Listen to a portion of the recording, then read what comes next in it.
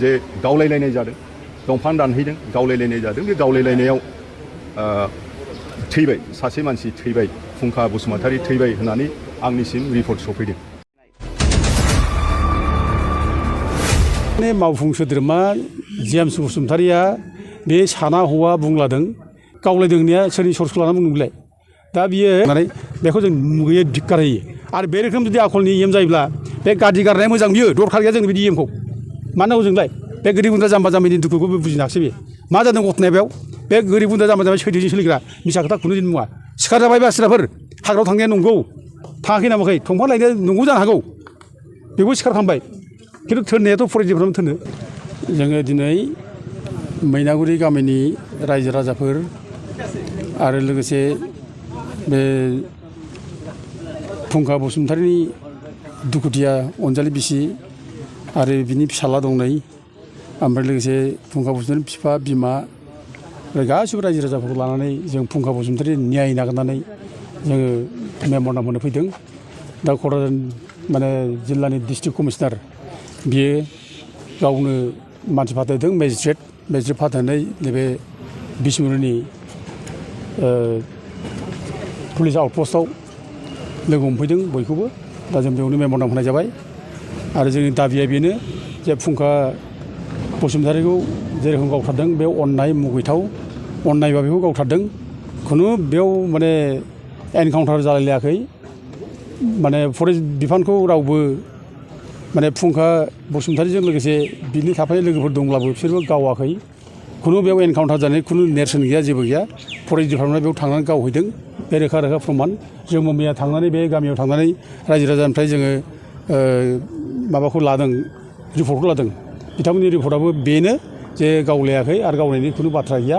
आरो जे दंफांजों माने लायदों होनना बुंदों फरेस्ट डिपार्टमेन्टआ बे दंफां लायनायनि गुदियावनो बुंनो थाङोब्ला बे फरेस्ट डिपार्टमेन्टआ जायगानि मानसिफोरखौ जायफोरा दंफां मावो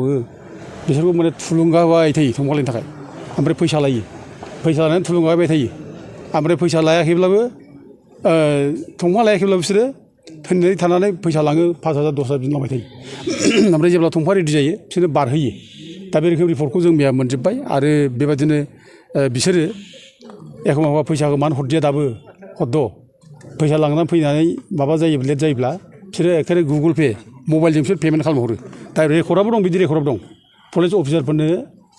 माने फरेस्ट अफिसियेल्सफ्रा फैसा रिसिभ खालामनाय गुगोल पेनि गेजेरजों बे रेकर्डबो दं जोंनाव दा गथिखे जों दिनै मेम'रेन्डामाव बुंखाजोब्बाय बे गासिबो रेकर्ड दङ दा धर्न जायोब्ला बेफोर धर्न जानांगौ जों दिनै बेखौ बुंबाय आरो बे गोरिब गुन्द्रा जाम्बा जाम्बि मानसिखौ जोङो अना खाना गावथारनानै बेयाव माने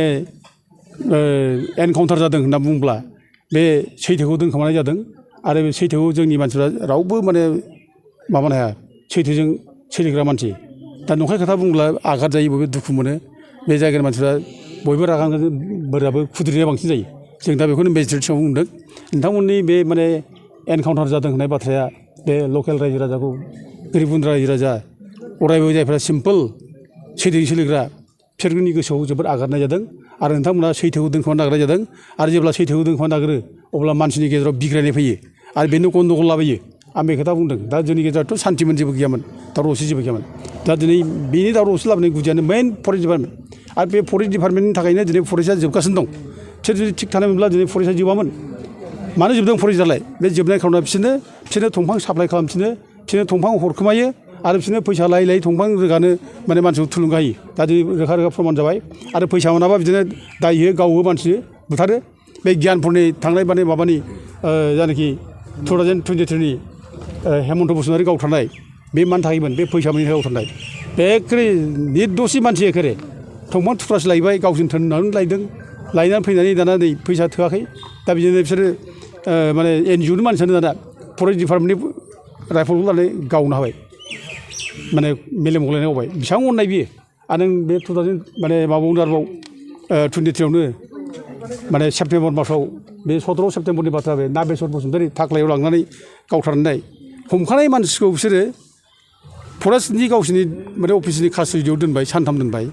उनाव कास्टडिनिफ्राय लांनानै आरोबाव बे थाख्लाय दैसायाव गावथारबाय बेसेबां अननाय बे बेसेबां इनजास्टिस थारमाने फरेस्ट डिपार्टमेन्टआ बिराद गाज्रि खामानि मावनो हायो बिसोरो बे जिनिसा प्रमान जाबाय दा जों दिनै बेखौ मेजिस्ट्रेटनि सिगाङाव बुंदों डिअफोरनि सिगाङाव बुंदों आरो डिअफआ जाहाथे गावनि अफिसार माने जायनाखि स्टाफफोर कन्ट्रल खालामथों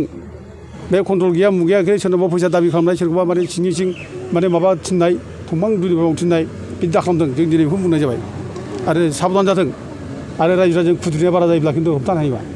रायजो हाग्रा बिफाननि मावफुं सोद्रोमाया बुंदों जे गावलायनायाव बेबायदि जाथाया जादों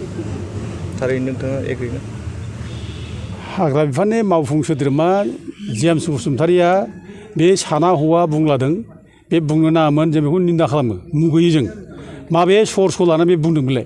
गावलायदों होननाया सोरनि सर्सखौ लानानै बुंदों बेलाय दा बियो गावग्राफोरनि खोथाखौ लानानै बुङो ना बे गावजाग्राफोरनि दुखुथिया मानसिनि खोथाखौ बे खोनासङो बेलाय बे सोरखौ फोथायो बे गोरिब दुखिया जाम्बा जाम्बिफोरनि माबाखौ बे बाथ्राखौ खोनासङो ना सोरनि खोथाखौ खोनासङो बेलाय सोर इम्परटेन्ट बेनि थाखाय जेम्स बसुमतारिनि थाखाय बे गोरिब गुन्द्रा रायजो राजाया इम्परटेन्ट जाखो ना बे जाय सिलाइ गावग्रा बे इम्परटेन्ट जाखो बे जुदि दायित्व गियान दंब्ला बेहा जुदि माने खान्द' गियान दंब्ला बियो फार्स्टआव इनकुवारि खालामनांगौमोन बियो इनकुवारि खालामनानै नायनांगौमोन मा जामारदों बे गामियाव फैनांगौमोन बे गासैबो गोरिब गुन्द्रा रायजो राजा बर' फिसा गासैबो गावसिनि मानसि जोंनिनो मानसि बिसोरखौनो बाहायबाय थायो भट नांगौ माने भट समाव नांगौबा बिसोर भट नांगौ भटनि थाखाय बिसोर फैयो भट बिफैयो आंगोआ सोर बिदिलाय बे गोरिब गुन्द्रा रायजो राजा बिसोरनो आंगो नङा दा बिसोरनो जुदि माने इएम थाखाय जुदि आंगोब्ला रायजो राजा जुदि आंगो मोनब्ला रायजो राजाखौ आंगो सानोब्ला इएमआ बिसोर फैनानै सोंफैनांगौमोन मा जाखो मा जामारखो माथो माने गावथारनाय जाबाय खबर लाफैनांगौमोन बे खिन्थु जेबो खबर लायाखै जेबो खबर गैया दबर गैया बाहेरा दांबाय माने फरेस्ट डिपार्टमेन्टआ गावसोरखौ डिफेन्ड खालामनो थाखाय बुंदों गावसोरखौ बासायनो थाखाय बुंदों एनकाउन्टार जादों होननानै एनकाउन्टार जायैखौनो एनकाउन्टार जादों होनना बुंदों दा बेखौनो बे सुर मिलायनानै जोंना माने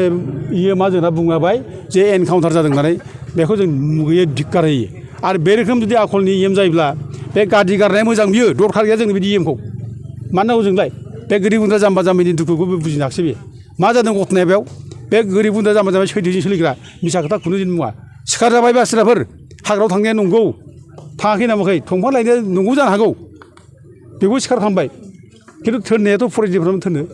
दा दिनै बेफोर गासैबो थर्नद' खालामनांगौआ फरेस्टनि इएम आरो गोरिब गुन्द्रा जाम्बा जाम्बिखौ बे माने माबानांगौ बिसासाव लानानै माने खौरांखौ सुलाद लानांगौ बियो दा सुलाद लायाखै रायजोखौ लानानै बे फरेस्ट डिपार्टमेन्टआ दाया मावबाय जेला बेखौ माने बासायनो थाखाय माने एनकाउन्टार जादों होनना बुंबाय बेखौनो बे दल दामना होबाय एनकाउन्टार जादों होननानै जायाखै बेयाव खुनु रिकभारबो जायाखै बेयाव माबा मोनसे गावग्रा जिनिसबो रिकभार जायाखै मोनाखै रावबो खोन्थानो हाया पुलिसाबो खोन्थानो हाया आरो रायजोआनो थांफाजोबदों पुलिसफोरजोंबो बेयाव जेबो मोनाखै दा दाथ' गोदानै खायदा खालामनानै जुदि सिलाय मोनदों नैबेखौ मोनदों होननानै बुङोबायब्ला बे बिसोरनि खोथा बे अननाय खामानि मावनायनि खोथा बिसोर बिदिखौ मावनोबो हागौ दा खिन्थु खुनु सिलाय मोनाखै जेबो गैया एनकाउन्टारबो जायाखै दुखुथिया न'खरनो दा नोंथाङा मा दाबि खालामो दा जों दाबि खालामदों दुखुथिया न'खरखौ बेखौनो नायनांगौ दा जेबो गैया न'खरानो नायदो बेबायदि संसार जास्लिंनाय सिलिंखार खालामबाय मालाय माने जेबो गैयाब्लाबो ओंखाम खब'सेजोंनो अननानै जागौमोन मोजाङै माने संसार जागौमोन फिसा फिसौ खांगौमोन मोजाङैनो दा दिनै मा खालामखो सिलिंखार मा जानो बिसोरनि जिबनाव दा मा खालामबावनांगौ बिसोर मानसिनि जिबनखौ बिदि खालामनो हायो एथ' अननाय भाबै मानसिनि जिबनखौ डेस्ट्रय खालामबाय सेस खालामजोबनाय जाबाय आरोखि दा मा खालामनो दालाय दा दायित्व लानांगौ जोंना बिडिसिनि लिडारफ्रा दायित्व लानांगौ दा बिसोरनि न'खरा जाहाथे थांनानै थानो हायो बेनि थाखाय बिसोरनि न'खरनि थांनानै थानायनि बेब'स्थाखौ खालामनो हानांगौ साख्रि बाख्रिखौ हो दाबो माने बानायनानै हो साख्रिखौ खिन्थु बे नङा बे जोंसारनि बिसिनो साख्रि होनानै बे सप्ता खनसेल' होबाय ओरैनो माबायाव टेम्परारि भाबै फिक्स पेआव उनाव दानफिनबाय टार्मिनेट खालामफिनबाय दा बे रोखोम जाहाथे जाया साबधान जाथों आरोखि बे रोखोम जानो मोना बे पार्मानेन्ट माने माबाखौ साख्रिखौ होनांगौ आरो लोगोसे बे न'खरनि थांना थानायनि बेब'स्थाखौ खालामनो हानांगौ जोंथ' मैया बुंबावनोसो 100 कौटि थाखा 1 कौटि थाखा बे फेमिलियाव दान होनांगौ 1 कौटि थाखाखौ मानो होनो हाया बे नङै गोदान बोसोराव ओरैनो एनाउन्स खालामबायनाय माने जों नुबाय थायो अबाव बेरायनायावबो 1 कौटि थाखा मेला बेरायनायावनो गारो दा बे थाखाखौ बे दिनै माबा जाबाय जेब्ला बेनो मानो होनो हायाबालाय होबाय 1 कौटि थाखाखौ जों बेखौनो दाबि खालामदों 1 कौटि थाखाखौ बे न'खराव होनांगौ आरो बे न'खरनो माने माबा होनांगौ साख्रि मोनसे थांना थानायनि बेब'स्था खालामनांगौ साख्रि होनानै आरो बिसोरनो मोनसे न्याय बिजों दाय होनांगौ आरो बे जाय दसि जाय फरेस्ट माने जायखौ अफिसियेल्सफोर गावनायाव जरित दंमोन बिसोर गासैबो सासपेन्ड खालामनांगौ इमिडियेटलि सासपेन्ड खालामनांगौ आरो जेब्ला बिसोरखौ सासपेन्ड खालामगोन इमिडियेटलि अब्लासो दानि बिटि सरकारखौबो रायजोफ्रा बिसास खालामगोन होमबा नंमारगौ बिसोर न्याय होमारो बिसोर माने अननायखौ बिसोरबो माने सुखुवा बे गोरिब गुन्द्रानि सायाव अननाय खालामनाय मानाय बेखौ बिसोरबो मोजां मोना न्याय होमारो बे प्रमानखौ देखायनांगौ दा एरेस्ट खालामनांगौ थाबनो आं मैया खोनादों बे सोरबा माबानि बे आथियाबारिनि फरेस्ट रेन्जनि सोरबा टेलिफनजों बुंहरबावदों दैसा ना मा होनदों बे बुंदोंनो आरोखि बुंदों जे माने साब्रै मानसि दंबायो माने गावथारबा न'आव साब्रै दंबाय जाबाय सासे गावथारबाय आरो दंबाय साब्रै खस'आव थायो बेबायदि बाथ्राखौ जों माने खोनाजोब्बाय जायगानिफ्राय फन हरना बुंनायखौ दा उथे जों बेबायदिखौ निन्दा खालामो मुगैयो बे रोखोम जाहाथे मानसिखौ सिगिखिव खालामदों दिनै हाग्रा बंग्रायाव जायफ्रा दुखि गोरिब थांनानै दं हाग्रा बंग्रायाव बिसोरखौ माने जों बोरै प्रटेक्ट खालामनो बोरै बिसोर जिबन बानायनो जों बेखौ सिन्था खालामनांगौ दिनै बेखौ खालामाखै दिनै एखेबारे गोदाव सोराव गावजों गावसो एखेबारे बिरादनो माने गावथारनो बुथारनो जुगुमलायनाय होखारनो जुगुम मोननाय दिनै बे हाग्रायाव जे हाजार हाजार मानसि बाहेरा हाबनानै दंफैयो बेखौ मा खालामदों फालाय माबा खालामदों एथ' दिनै बाहेरानि मानसि हाबनानै दंफैयो होखारजोबना बिसोर मानो होखाराखै मानो होखाराखै बिसोर होखार हायोब्ला जों मानसियानो बेयावनो माने मिलायनानै गोरोबलायनानै थानो हायो जेबो खालामाखै बोरो गावजों गावसो बुथारलायबाय थादों गावनि मानसिखौ गावथारदों दाय होयो बे हाग्रायाव जे हाग्रा दानफायजोब्बाय सेस खालामबाय बाहेरानि मानसि गुबुन जाथिया मोनसे हाबनानै थाफैनानै मा खालामदों बेखौलाय आरो बे माबायाव 17 थारिखनि फेब्रुवारियाव बे रुनिखाता बे फरेस्ट अफिसखौ माने बुख्रुबजोब्बाय सावबाय राइफल सेनानै लांबाय मेगनावनो देग देग बे फरेस्ट डिपार्टमेन्टनि मेगनावनो बिसोर मा खालामगोन बिसोरलाय गारि सावदों मा खालामा बिसोरलाय माबा खालामहादों जेबोथ' खालामाखै दा बे नंखायखौनो बेयाव थांनानै दिनै हाग्रायाव बेयो थमखा दाननानै दोननानै निरिह मानसि जे बे मानसिखौ माने गावथारबाय आरो दाना बिराद हिर' देखायबाय जों बिराद फरेस्ट डिपार्टमेन्ट रैखा खालामग्रा नोंनि अफिसाव सावजाबाय नोंनि अफिसा गाव माबा जाबाय बुख्रुबजाबाय नोंनि सिलाय राइफल लांजाजोब्बाय अब्लाबो नों जेबो खालामाखै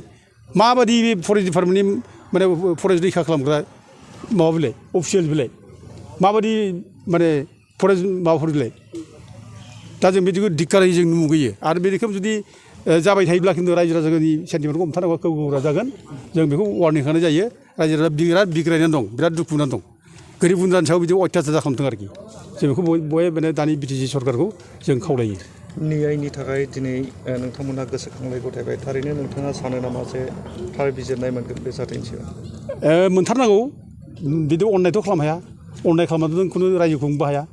जेब्ला नों अननाय